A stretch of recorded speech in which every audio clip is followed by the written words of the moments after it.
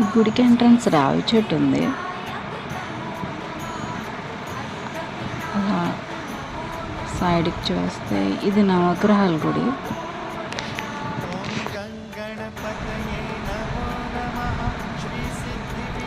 ఇప్పుడు గుళ్ళోకి వెళ్దాం.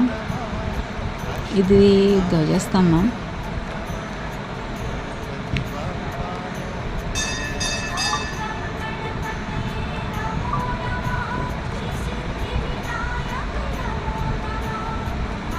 దేవుడు కనిపిస్తున్నాడు ఇలాగా కొంచెం. ధ్వజస్తంభం స్లాబ్లో కలిసిపోయింది. ఇప్పుడు మనం ఒక ప్రదక్షిణ చేద్దాం.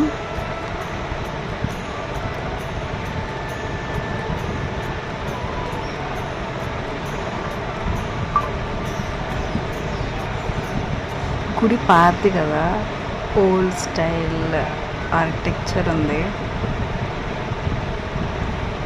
చాలా చల్లగా కూడా ఉంది.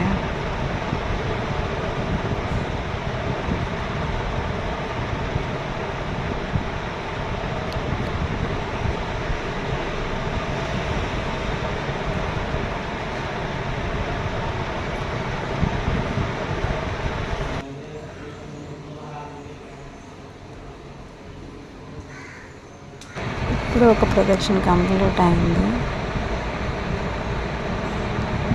ఇలా 9 ప్రదక్షిణ చేయాలి.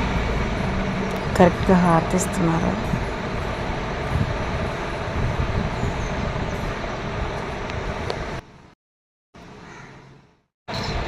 ఈ టెంపుల్లో గణేశుడితో పాటు శివుడు, పార్వతి, సుబ్రహ్మణ్య స్వామిని చూడొచ్చు.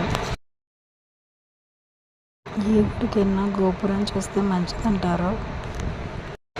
ఈ గుడికి రావాలంటే 2 నడకదారులు, ఒక రోడ్డు ఉంది. ఇది ఒక నడకదారి, ఇది ఇంకొక నడకదారి, ఇది రోడ్డు.